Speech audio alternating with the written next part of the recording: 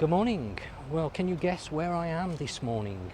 I've been here for a little while, but I'd come and take a look. Means the weather seems to have picked up. Nice blue sky. Makes a change from the last 2 weeks. It's been very cloudy and we've seen a lot of rain, and some of that rain has been very heavy, but it's not unusual for this time of year to have heavy rain. I know the weather is a big topic at the moment on Facebook, people concerned about the weather, and as I've mentioned before, in low season the weather really is a gamble.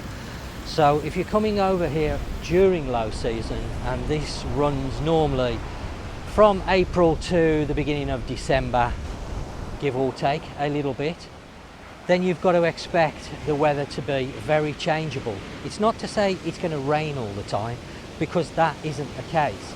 However, the weather can change at a moment's notice. So it can go from what it is today, beautiful blue sky, to heavy rain, unfortunately.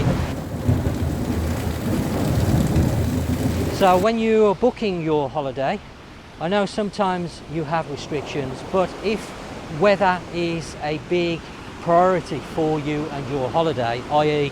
you really don't want any rain or very little rain during your stay here in Thailand, then Phuket doesn't make a good option in the low season. I'll be perfectly honest, because it's a bit of a Russian roulette when it comes to the weather.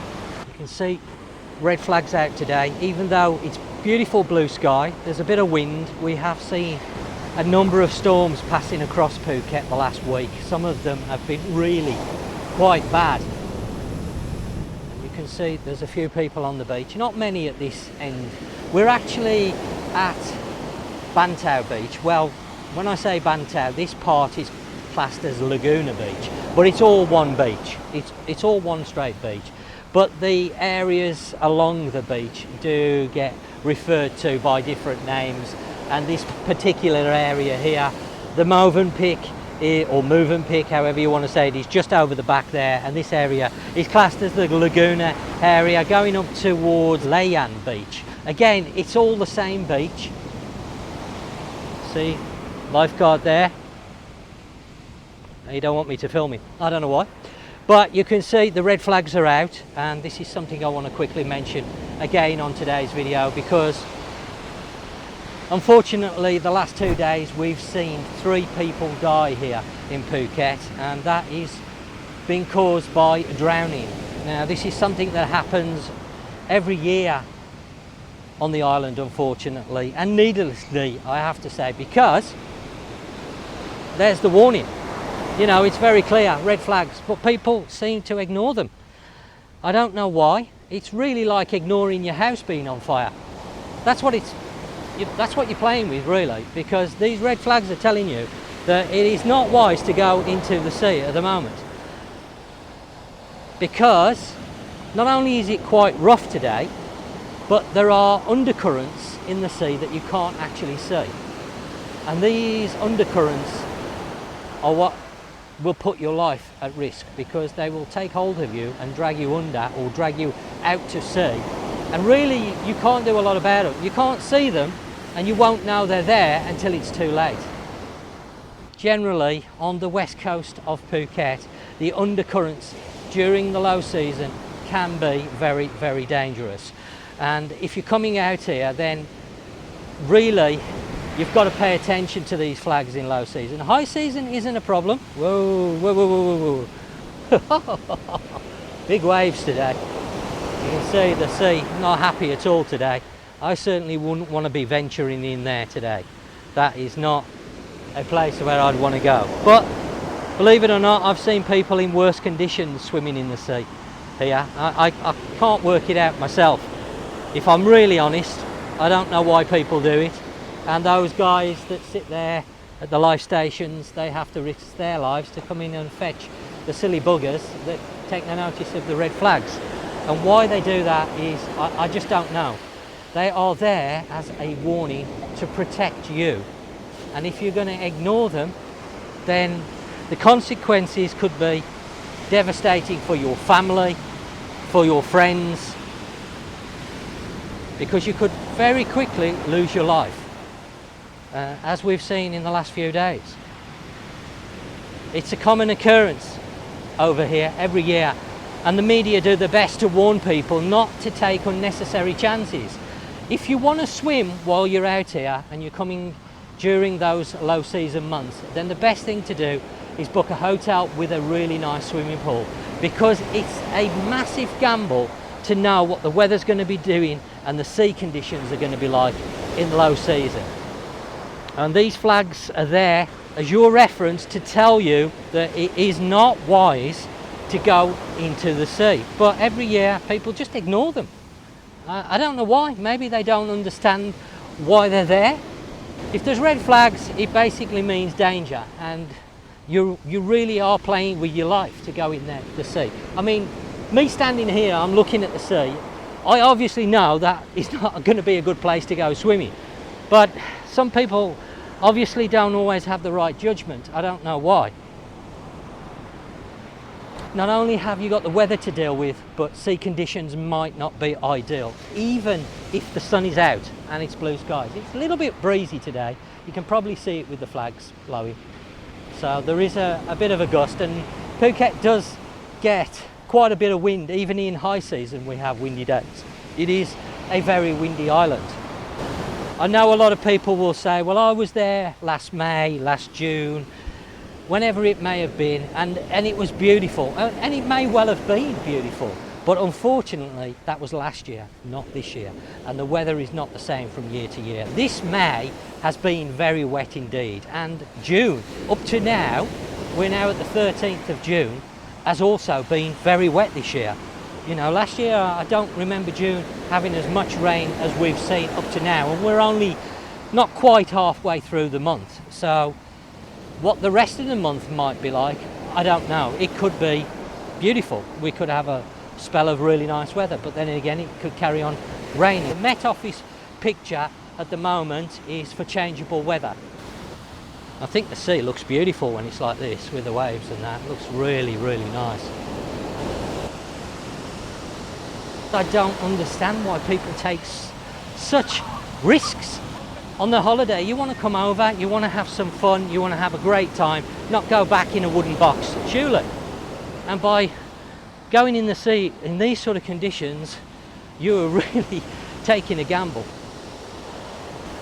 The last few weeks, with the weather and one thing and another, been struggling really for topics to cover here in Phuket and things to do. It's gone very quiet this year in low season. The businesses that we've got, very quiet at the minute.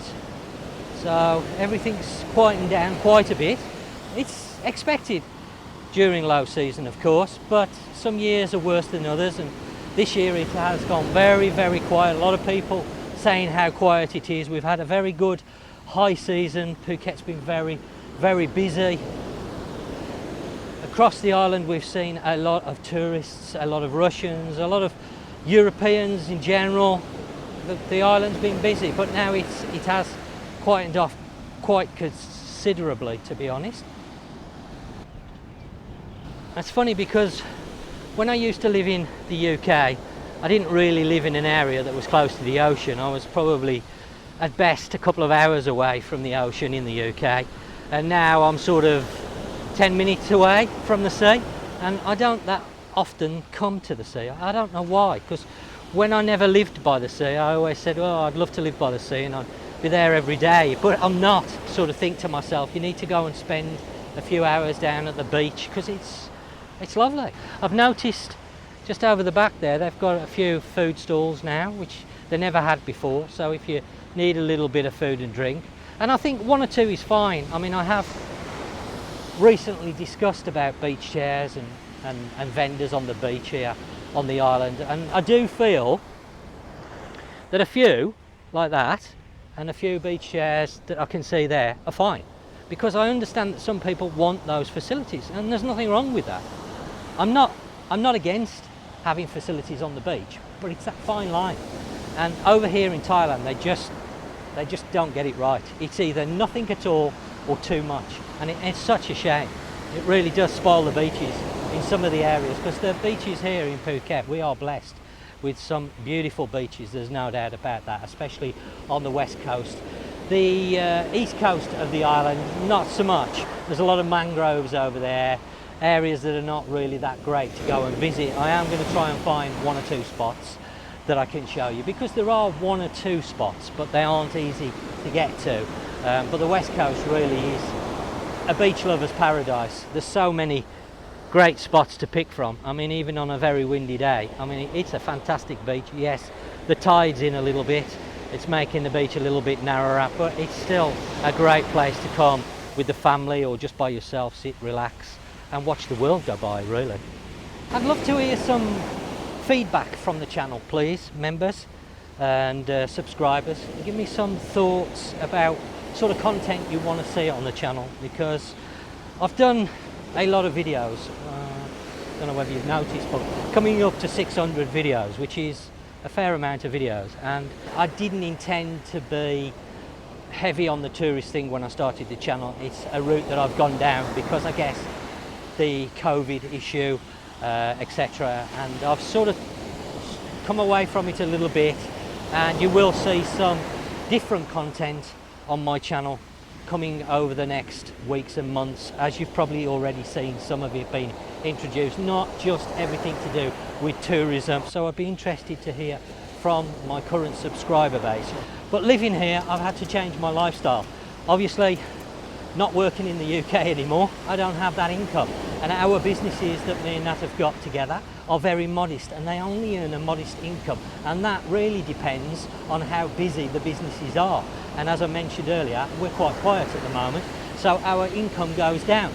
So we have to be a little bit, I don't like the word frugal, but I guess that's what we are. Sometimes we have to be a little bit careful with what we spend, and it doesn't allow me to go out making videos that cost a lot of money, because often or not I don't see that money come back. A lot of people think, oh, YouTuber makes loads of money. Maybe one or two out there that do, but I can assure you that one or two isn't me, unfortunately. My content is a little bit varied. I try to vary it because for me, I want to do a reflection of living here on the island, not just the tourist stuff. Whoa. That's a big wave. Right in. Right in. Drop me some comments. Let me know your thoughts. I don't know whether they were there before when I last came, or whether they've been recently built and finished. I don't know. But it's definitely a nice area around here, Bang Tao. Very popular with families. It is a little bit more expensive here in Bang Tao than some of the other areas on the island. It is known. I mean, you do have some very nice resort accommodation in Bang Tao, including the Banyan Tree and lots of other well-known big hotel resorts. So a lot of expensive accommodation, and that's reflected in the area called Cherntalay. A lot of people refer to it as Bang Tao. Officially it's called Cherntalay, which is the main sort of town that you're in or closest to if you're staying here in Bang Tao. That's where you're going to be visiting if you want a lot of restaurants, a lot of shops, places to drink. There's bars there. I mean, there's bars all around, but that's more of a larger, what's the word I'm looking for? Yeah, I guess it's a town, a small town. A lot of people, I don't want to refer it to a city because people will jump in and say, oh, that's not a city, just like they do with Patong. I'm not calling it a city, it's what it's called here.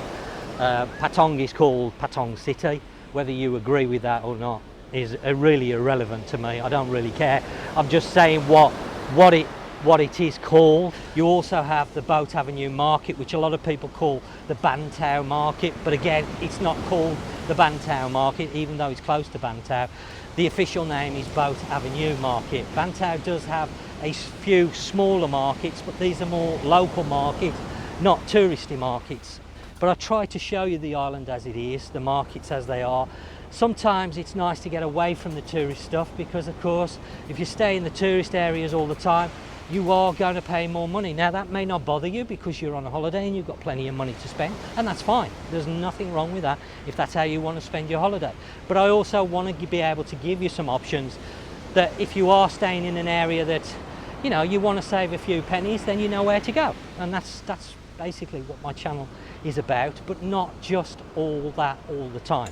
So do bear with me. I hope you have enjoyed some of the different content. Please, as I've mentioned, do let me know your thoughts on more content. And I guess that's it for today. For those of you who are coming out here or have just arrived, hopefully today is a welcome sight, because we've got a little bit of blue sky. Fingers crossed that it's going to last a little bit longer than just one day, but we'll have to wait and see on that. And I'll speak to you very soon.